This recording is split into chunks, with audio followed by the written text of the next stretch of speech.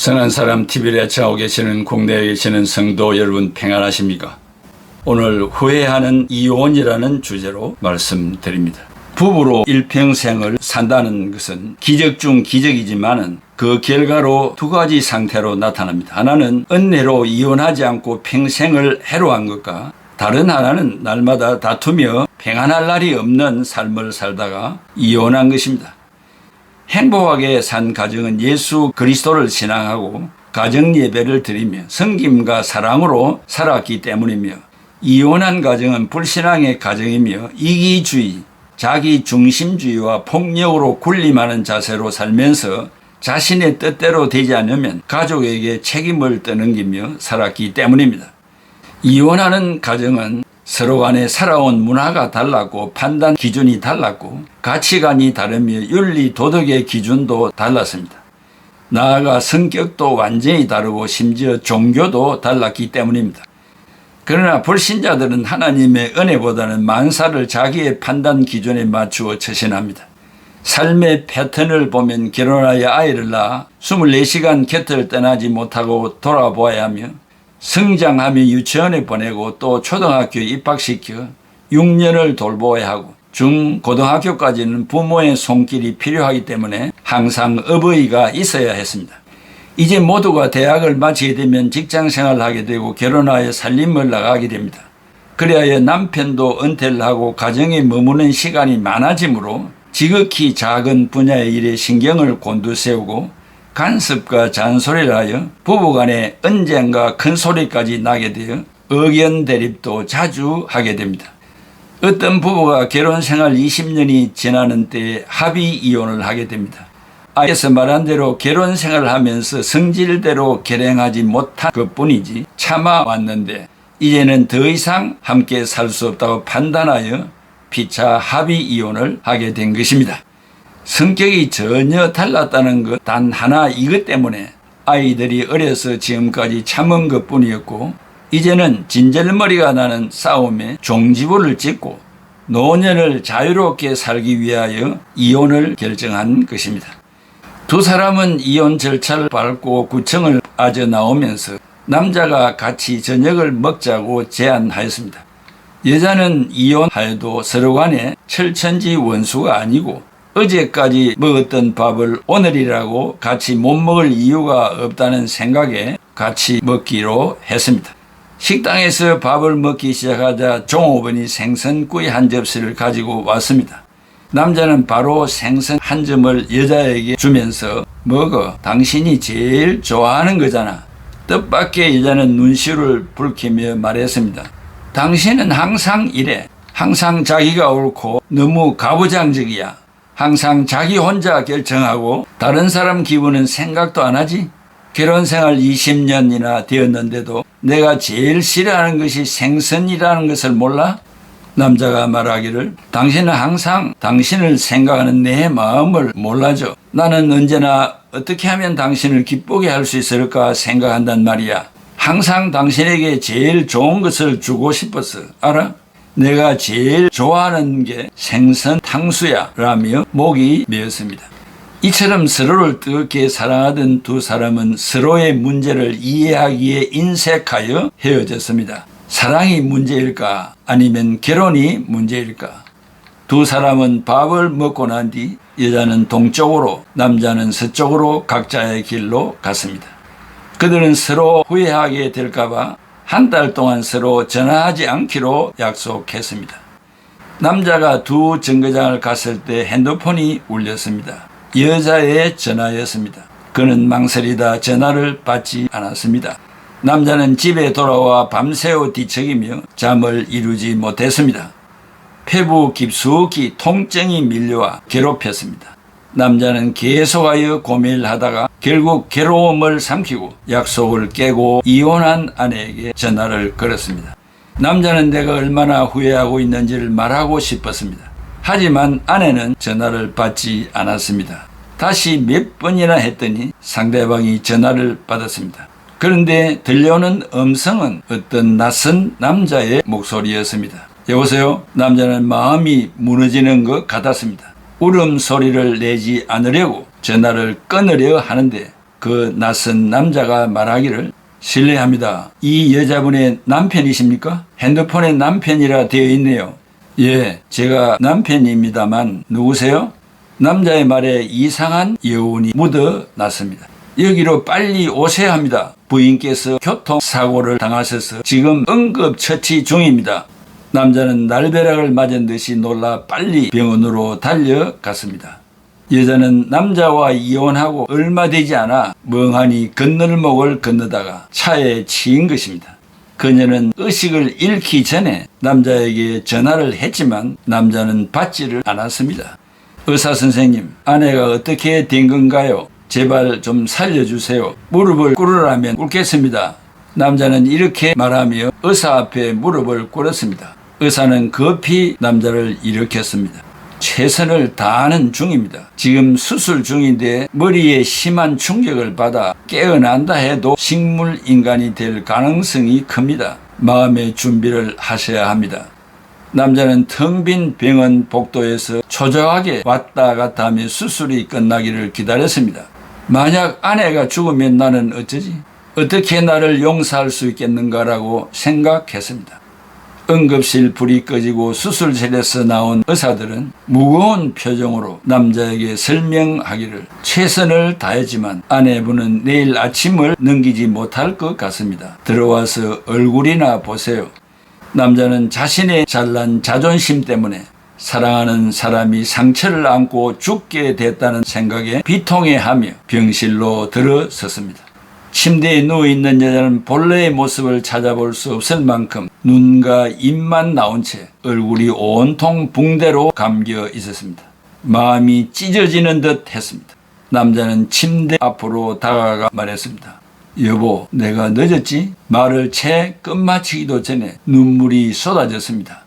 여자의 손을 잡으려 할 때 남자는 놀랍게도 여자의 눈이 젖어 있는 것을 발견했습니다.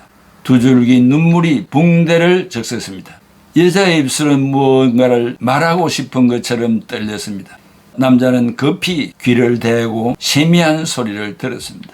나는 당신이 만든 면이 좋았어. 그리고 나는 당신을. 말이 끝나지 않았는데 여자의 입은 움직이지 않았습니다.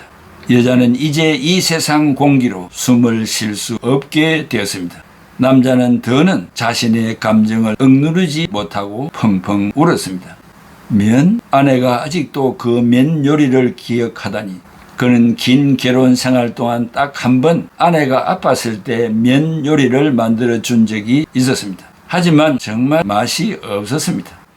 한 달 후 남자는 집 정리를 하던 중 서랍에서 보험 증서를 발견했는데 가입일은 우리가 결혼한 날짜였고 수혜자는 남자였습니다. 사랑하는 남편, 당신이 이 보험 증서를 발견했을 때 나는 이 세상에 없을 거야. 우리가 어떻게 되든 이혼하든 아니면 하여튼 이것 하나만 알아도 당신을 사랑하는 내 마음은 항상 변함없음을. 나는 떠나지만 이 보험금이 나 대신 당신을 잘 돌봐줄 거야. 내가 당신 옆에 있는 것처럼 말이야. 천국에서도 계속 당신을 사랑할게. 남자는 여기까지 읽고 눈물 범벅이 되었습니다. 아내는 죽는 순간까지 그에게 사랑해라고 말하고 싶었을 것입니다. 이상과 같은 애타는 부부의 이혼을 실감있게 들었습니다. 여러분은 어떻게 생각하십니까? 이 아내의 남편을 생각하고 사랑하는 마음, 이야기 속에서 만 번이나 찾을 수 있지 않겠습니까? 그럼에도 불구하고 이혼을 함으로써 이러한 비참한 결과가 찾아왔습니다. 크리스찬은 이런 상황을 만들어서는 안 됩니다. 왜냐하면 결혼은 하나님의 뜻으로서 하나님이 짝지어 주신 것입니다. 마음 10장 9절에 그러므로 하나님이 짝지어 주신 것을 사람이 나누지 못할지니라. 매사가 그렇지만 후회할 일을 해서는 안 됩니다. 그러므로 모든 일을 감정적으로 아니면 순간적인 결정으로 처리해서는 안 됩니다. 신자는 하나님과 정인들 앞에서 서약한 것이 있습니다. 변치 않는 서약을 지키려고 일평생을 참고 사는 것입니다. 결혼보다 더 성스럽고 귀중한 것은 없습니다. 그럼에도 불구하고 인간적인 판단으로 구타하고 파괴하고 헤어지는 것은 하나님의 창조 질서를 파괴할 뿐만 아니라 벌을 받게 됩니다. 마태복음 19장 6절 그런즉 이제 둘이 아니요 한 몸이니 그러므로 하나님이 짝지어 주신 것을 사람이 나누지 못할지니라 하시니 이것 하나만 지켜도 은혜 받은 성도일 것입니다.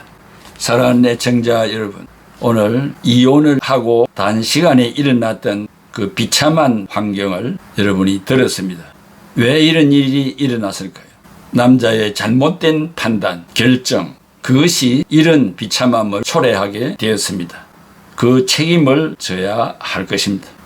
기독교 세계관을 가진 우리는 이런 것들을 다 신앙으로 초월하고 상대편이 내 생각과 다를 때 상대편의 생각대로 따라가주면 됩니다. 또 상대편이 나를 향하여 요구하는 사항을 어려운 중에서도 들어주고 협력해 주면 아무 문제가 없습니다.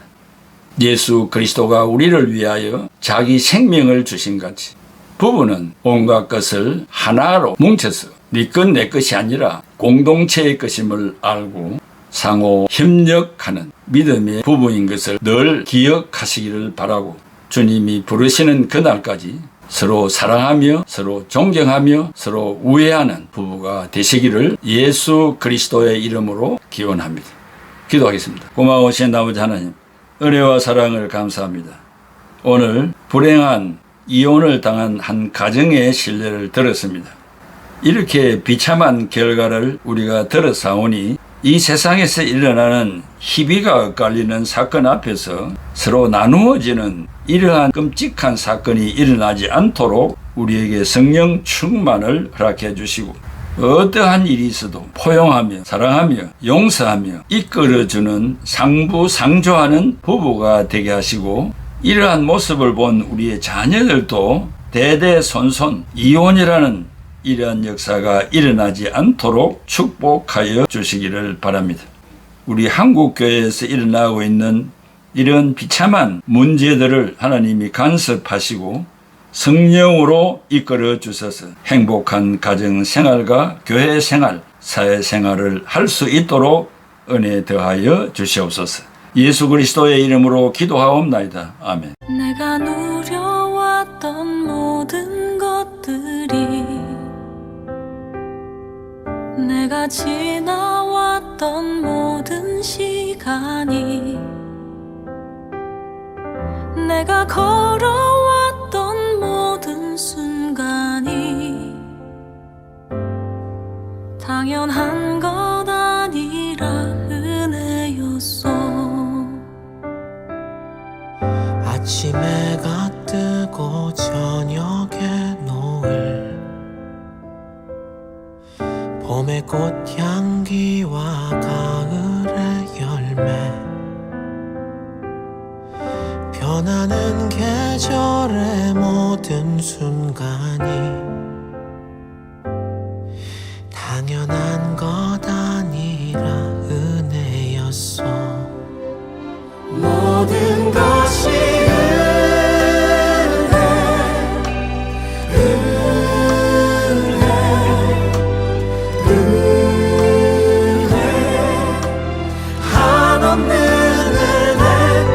삶에 당연한 것 하나도 없었던 것을 모든 것이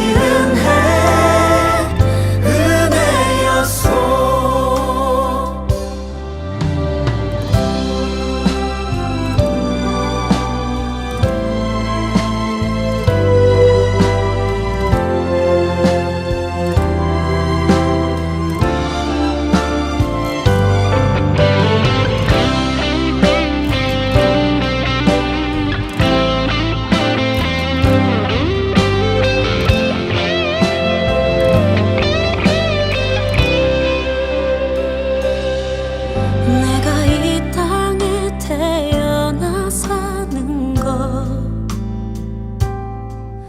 어린아이 시절과 지금까지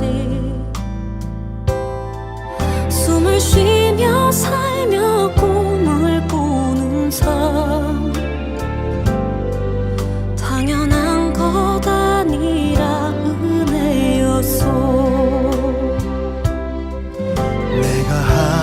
하나님의 자녀로 살며 오늘 찬양하고 예배하는 삶, 복음을 전할 수 있는 축복이 당연한 것 아니라 은혜였어. 모든 것이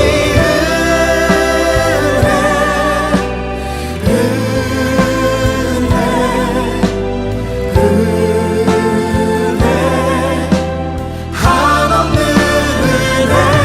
내 삶에 당연한 건 하나도 없었던 것을 모든 것이 은혜였어. 모든 것이 은혜.